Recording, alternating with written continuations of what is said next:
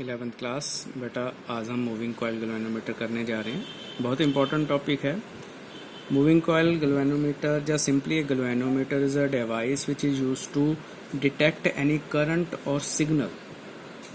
तो जितने भी मीटर्स होते हैं उन सबके पीछे जो बेसिक्स होता है वो मूविंग कॉइल गैल्वेनोमीटर ही होता है।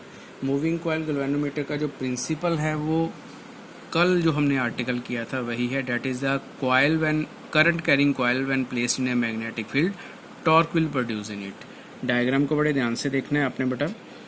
कॉइल है ABCD जिसको आपने लटका के रखा हुआ है इस वायर के साथ, यानी कि कॉइल का एक एंड जो है वो यहाँ पर कनेक्टेड है और दूसरा एंड जो है वो स्प्रिंग के साथ कनेक्ट करके यहाँ पर है। करंट एक साइड से एंटर करेगा, दूसरी साइड से बाहर चला जाएगा।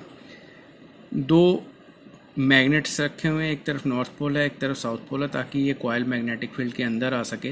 ये नीचे लेवलिंग स्क्रू है, इसको हॉरिजॉन्टल करने के लिए एक मिरर लगाया हुआ है। उसका कारण क्या है कि हम यहाँ पर नीडल यूज़ नहीं कर रहे हैं, आमतौर पर मीटर्स में होती है।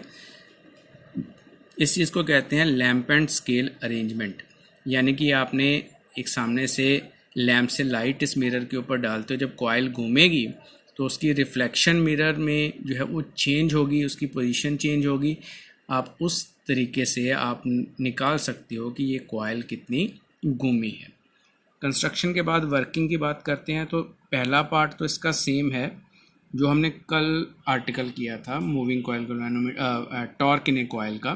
तो उस टाइम पे जो रिज़ल्ट आया था वो रिज़ल्ट हमारे पास किसके बराबर आया था? वो रिज़ल्ट आया था torque is equal to NBIA cos alpha.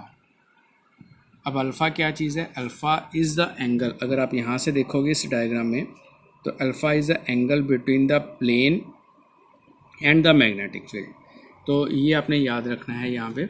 अब क्या होगा कि नॉर्मली जो पहले कल वाले आर्टिकल के हिसाब से है तो इस तरह से कॉइल को मैग्नेटिक फील्ड में रखेंगे तो वो कंटिन्यूसली घूमती रहेगी। अगर कंटिन्यूसली घूमेगी तो हम रीडिंग कैसे नोट कर पाएंगे? तो हमने एक स्प्रिंग लगाया हुआ है यहाँ पे नीचे।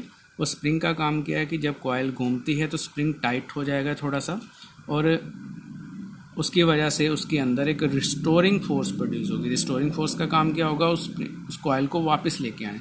किसी भी चीज़ कॉइल को अगर आप या स्प्रिंग को आप मोड़ते हो तो वो वापस आने की कोशिश करता है। तो जिस पोजीशन के ऊपर रिस्टोरिंग टॉर्क और torque produce in A coil equal हो जाएंगे वहाँ पर जाकर ये कॉइल रुक जाएगी। अब रिस्टोरिंग टॉर्क किसके बराबर होगा? हुक्स लॉ के accordingly force, restoring force KX के बराबर होती है, बट यहाँ पर रोटेशनल है तो रिस्टोरिंग टॉर्क की बात करेंगे। Restoring torque is equal to K theta.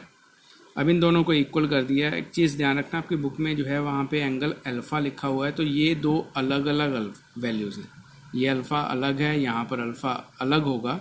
इसको करेक्ट कर लेना, मेक इट थीटा। दोनों में से किसी को भी किया जा सकता है, यानी कि डिफरेंस बना रहे। I की वैल्यू निकल गई है। यहाँ से आपके पास KNBA, इस टर्म को हम बोलते हैं गैल्वेनोमीटर कांस्टेंट, क्योंकि इसकी वैल्यू जो है बार बार हम चेंज नहीं कर सकते। ये उसी टाइम पर चेंज होती है जबकि आप गैल्वेनोमीटर को बना रहे हो। K is the spring constant, कितना टाइट या सॉफ्ट स्प्रिंग आप यूज़ कर रहे हो, number of turns of the coil, magnetic field की स्ट्रेंथ कितनी है या कॉइल का एरिया कितना है, ये हम चेंज नहीं कर सकते हैं बार बार। सो इसको कांस्टेंट मान के I किसके प्रोपोर्शनल हो जाएगा? Theta upon cos alpha. अब अल्फ़ा के साथ हमारी प्रॉब्लम ये आती है, इसकी वैल्यू जो है वो चेंज होती है रोटेशन के टाइम, और आपकी जो रीडिंग है वो उसका जो स्केल है वो लीनियर नहीं रहता है। तो इसकी वैल्यू को हम फिक्स करने की कोशिश करेंगे। वो फिक्स किस तरह से करने की कोशिश करते हैं?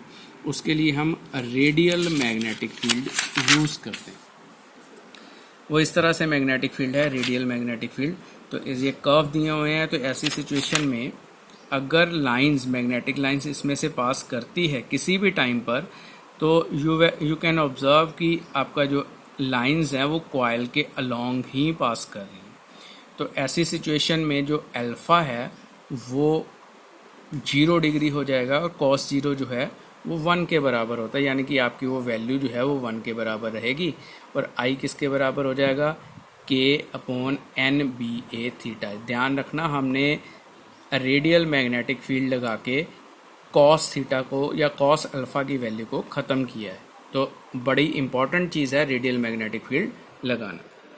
अब उसके बाद ये जो कांस्टेंट मैंने बोला था गैल्वेनोमीटर कांस्टेंट, इसको हम जी मान लेते हैं और जी के साथ आपके पास वैल्यू आएगी थीटा। फिर अगेन यहाँ पे चेंजेस हैं थोड़े से, वो कर लेना क्योंकि कन्फ्यूज़न होती है ऐसे। अब थीटा क्या है? थीटा इज़ द एंगल, कितना एंगल कॉइल घूमी है, I is directly proportional to theta. तो जितना कॉइल का एंगल घूमेगी उतना ही ज़्यादा करंट होगा। अगर वो कम घूमती है कॉइल तो करंट कम फ्लो कर रहा है, अगर कॉइल ज़्यादा घूमती है तो करंट जो है वो ज़्यादा फ्लो कर रहा है। सेंसिटिविटी, अगेन इसकी इंपॉर्टेंट डेफिनेशंस हैं। सेंसिटिविटी बताती है कि कितने करंट पर कितनी डिफ्लेक्शन आती है। दो तरह की सेंसिटिविटीज़ हैं, एक है करंट सेंसिटिविटी और एक है वोल्टेज सेंसिटिविटी। करंट सेंसिटिविटी की डेफिनेशन है deflection produce in A coil with unit current. तो यूनिट डिफ्लेक्शन कितनी है? Theta divide by unit current I, तो ये वैल्यू आ जाएगी आपके पास NBA डिवाइड बाय के। This is called current sensitivity. अब वोल्टेज सेंसिटिविटी क्या होती है? सेम वही, डिफ्लेक्शन विद यूनिट वोल्टेज या यूनिट पोटेंशियल डिफरेंस, तो थीटा डिवाइड बाय वी हो जाएगा आई की जगह। और ये वी किसके बराबर होता है? आई आर के बराबर होता है। एक एक्स्ट्रा आर लग गया, बाकी सारा तो सेम ही रहेगा, NBA डिवाइड बाय के आर। तो करंट सेंसिटिविटी, वोल्टेज सेंसिटिविटी क्या होती है? 5 नंबर या 6 नंबर का क्वेश्चन है पैटर्न के अकॉर्डिंगली। तो ये आपका बड़ा क्वेश्चन आएगा 5 नंबर में या 6 नंबर में। तो इस क्वेश्चन को आपने अच्छी तरह से करना है। क्वेश्चन किस तरह से आएगा? What is moving coil galvanometer, right its construction, principle construction, working, और मे भी साथ में आ जाए कि defined its current sensitivity and voltage sensitivity. या फिर क्वेश्चन ये भी आ सकता है कि what is the galvanometer constant in a moving coil galvanometer, या फिर अबाउट रेडियल मैग्नेटिक फील्ड। तो ये क्वेश्चंस आपने अच्छी तरह से करने हैं, कंप्लीट क्वेश्चन करना है, इम्पॉर्टेंट है और बड़े अच्छे से ध्यान से करना है बेटा।